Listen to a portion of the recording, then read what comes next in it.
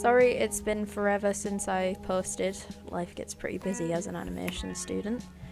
But it's summer now, so I probably won't go missing again for a bit.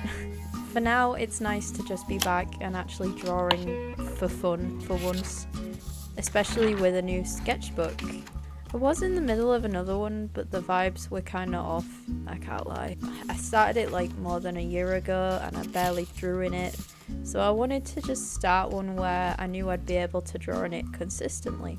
Right now I'm just decorating the front with stuff I find cool, like my favourite band Rush, a nice Fender Strat, and my current favourite colours, and etc. Yes, that is a Third Life sticker. Well, it's not a sticker, I'm gluing it on because I don't know how I get stickers like that. The sketchbook doesn't really have a theme unless you want to count my current state of mind as one. It's gonna be kind of spontaneous for once and I'm gonna draw more freely. Also it ran ASMR because it was absolutely chucking it down outside.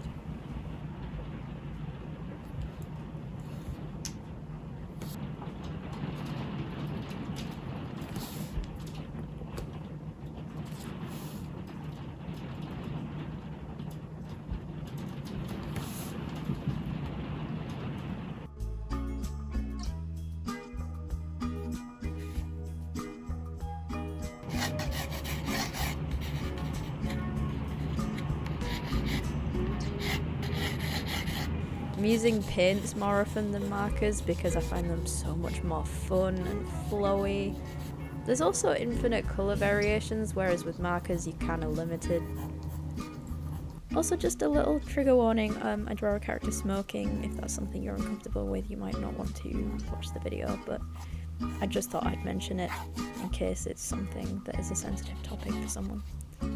No, I do not condone smoking, but there are times when I do draw it because that is part of the personality of my characters. It's more of an observation of general lifestyles that I'm drawing as opposed to promoting it. Please don't smoke or take any illegal drugs, thank you. Now that that's out of the way, this little character here is someone you'll likely get to know very well soon. She's one of my favourite OCs at the moment and her name is Alexis. She's a bassist in a band, which is why you'll see me draw a nice little Fender Precision bass right in the middle of the page later. Her hair is kind of a blonde, mullety wolf cut kind of situation, you know, the one that's almost impossible to get right at the hairdressers because they blow dry it inwards at the end. I often draw characters with a little swoopy flyaway at the top. I guess it's kind of a nod to when I first started learning how to draw. I take influence not only from anime styles, but this is also a very common thing in the Winx art style.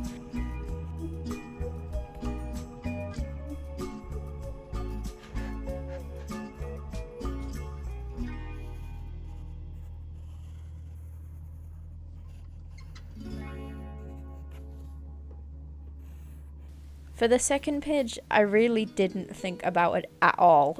I just drew the first thing to come to mind, which was a digital camera. I'm very much in a mindset of appreciating moments in time right now, being able to freeze them with a photograph, and I know that digital cameras are kind of back in style now.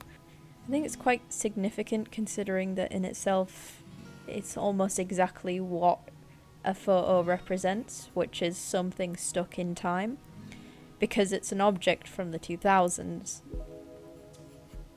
It's very symbolic of the society we live in currently, where everyone's craving nostalgia, even for a time that we weren't even alive during. I mean, I'm very guilty of that. I'll hold my hands up right now and admit I'm the type of person that would tell you I'd rather be living in the 80s right now. But I was born in this generation, and so unless we find a way to make time travel happen, I think I'll deal with it just fine. I should probably mention what materials I'm using, shouldn't I? Just to preface, I am not sponsored or anything. The sketchbook I ordered from Amazon is the CANSON Mixed Media Graduate Sketchbook. That sounds familiar, doesn't it? It's the same company that does this infamous sketchbook, and they still do that one, but this is essentially a hardback version of it. I'm more of a fan of this style, especially with the string that you can wrap around it to keep it shut. It just feels so much more secure, and you don't dent your hands trying to draw over the annoying ring binds in the middle. The paints I'm using are the HIMI Gouache paints. They're actually either a birthday or Christmas present, I can't remember. But I was wanting them a while before I got them. I think if I ever had to replace them, I wouldn't get such a big set in the future. I think with paints, once you have a main set of colours, you can pretty much go anywhere on the colour wheel. But it is nice to have so much choice. I used them in a very watercolour way early on, and then lean into acrylic methods when it becomes thicker and I'm more confident about my colours. I'm trying to incorporate colour theory on traditional art, which is quite hard, because you have to think so relative. So using green to create the image that it's actually more grey. Some of it makes sense, some of it really doesn't.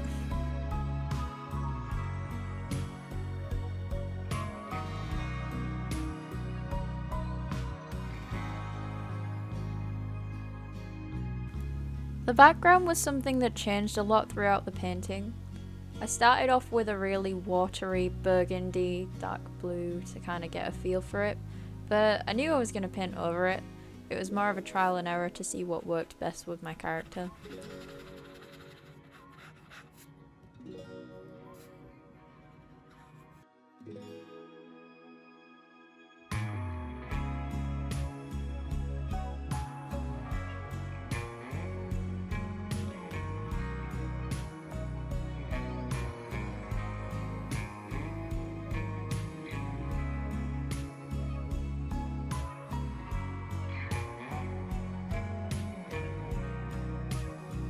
With the hands holding the camera, I tried to paint them more in an oversaturated way, where the shadows aren't represented necessarily by a darker colour, but more what is just closer to blue on the colour wheel. I think doing this makes it seem less muddy.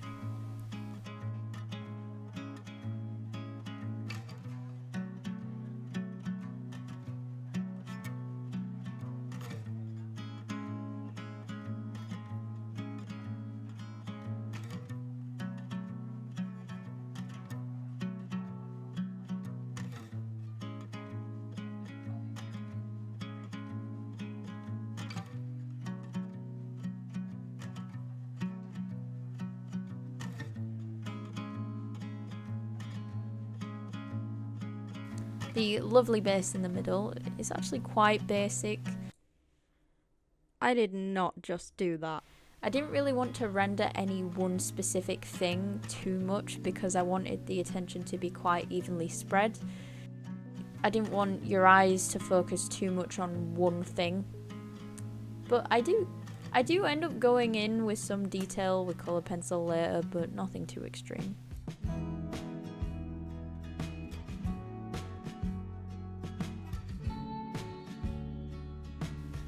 This eye was fun to do actually.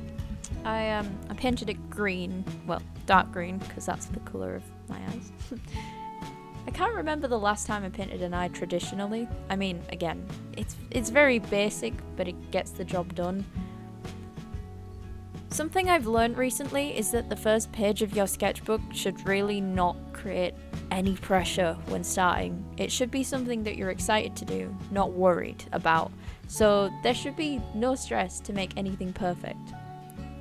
If anything, it should be the least perfect page, because all the other pages are supposed to show how you've improved since. I mean, if it were your best page, then you wouldn't be able to say you got better, right? A sketchbook is a personal journey. It's not an exhibition, it's not a portfolio, it's a personal space for an artist. It's an artist's diary, essentially. Although I have both a diary and a sketchbook. But it works as a personal documentation, that you have complete rights to make whatever you desire to make in it. Now, a lot of people like me are showing their sketchbooks online. That's because we're taking you with us in that journey, but it doesn't remove any of its privacy. I mean, this is one spread out of 72 pages front and back. Okay, like if I made a video per spread, I'd have 72 videos. But that ain't happening, chief. What I'm saying is this is your space to let the world close its eyes and see your dreams. Instead of falling asleep and experiencing what your brain throws at you, you can throw stuff right back out there into the world.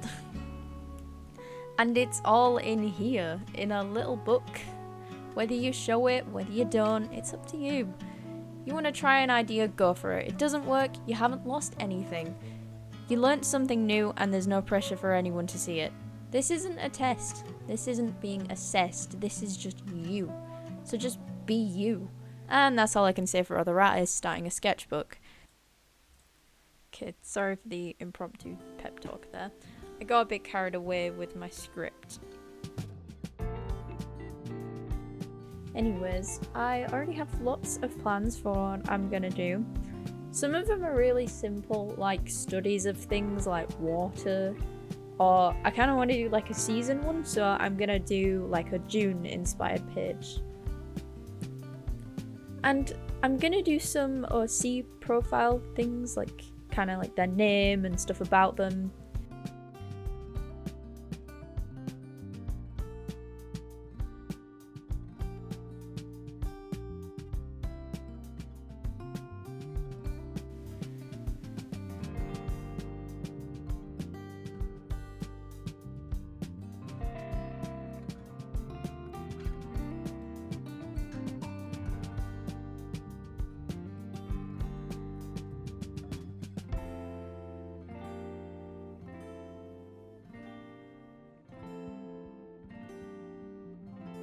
Right, call me cliche or whatever. I wrote song lyrics in there. It's a Rush song called Different Strings. It's from the Permanent Waves album from 1918. And I guess it's got no official meaning. But my interpretation is that it's about two people that have grown apart from each other. I guess people that grew up in an environment where you're all taught the same things, like maybe people that went to school together, but now gaining a sense of independence in adult life, you're realizing just how different you are. It's something that's kind of relevant in my life, not just now, but almost always. I mean, in reality, I think we're all on different wavelengths, different strings. I think it's actually really rare to find someone who's tuned in the same way as you. Overall, I'm really happy with how the first spread came out. It's mostly just because I went straight for it. I didn't overanalyze. Like, okay, but why is there a camera there? Why is Alexis facing this way? You know, I just did it. But yeah, this is my first page. I hope this is a sketchbook that I continue till I finish it. It's been really fun using the paints, and I think using them motivates me more to draw stuff. Mind you, a project is not motivation, it's discipline. So, there you go. I hope you enjoyed this video. I also do like silent videos sometimes if you don't want to hear me ramble. Have a good day, and I wish you luck in life. See ya.